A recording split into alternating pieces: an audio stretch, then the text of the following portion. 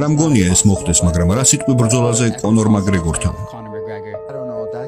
არ ვიცი, ეს ბიჭი ავათ არის, მას შინაგან სამყაროში პრობლემები აქვს. ამასთანავე, როდესაც ის გამოდიოდა MMA-ში, ის ბევრისთვის კუმირი იყო.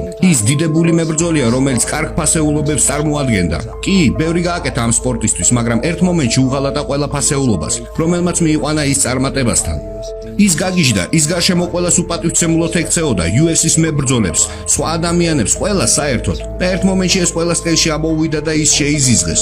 თუ ხალხი გვერდში გიდგას, შენც იგივე უნდა გააკეთო. როდის შეიცვალა ყველაფერი? ის უკან დაიხია, როდესაც დაიწყო ნარკოტიკის მიღება და მსგავსი ნეხვის ჭამა. იცი რას გეტყვი? ჩვენ ყოველთვის გვაქვს ასეთი რამეების ცდუნება, მაგრამ თუ შენ ნამდვილი ჩემპიონი ხარ, ნამდვილი ლეგენდა, შენ ყველაფერზე უარი უნდა თქვა. შენ უნდა აკონტროლებდე ყველა ცდუნებას და არა პირიქით.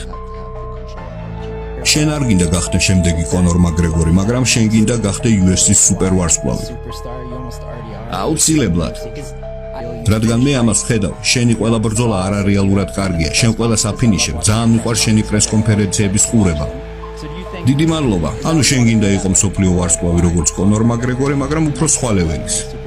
მე მინდა ვიყო უფრო მეტი ვიდრე კონორ მაკგრეგორი. ის ფასეულობები, რომელსაც მე წარმოვადგენ, არ არის იგივე, რასაც ის წარმოადგენს. ამიტომ ვფიქრობ, რომ მე ამ მომენტში ბევრად მეც წარმოვადგენ ვიდრე ის. შეიძლება მას უფრო მეტი ადამიანი იცნობს, მაგრამ ესეთი ცნობადობა მე არ მჭირდება. ასე რომ შეიძლება მეტი დრო დამჭირდეს მე, მაგრამ მინდა გამიცნოს ხალხმა კარგის მხრივ. მე დიდი თმენის უნარი მაქვს და ვიცი, რომ სწრაფად არაფერი ხდება. ნელი ტემპი ყველაზე სწრაფი გზა არის მიზნამდე და ბოლოს ღმერთის წყალობით ყველაფერი გამოვა.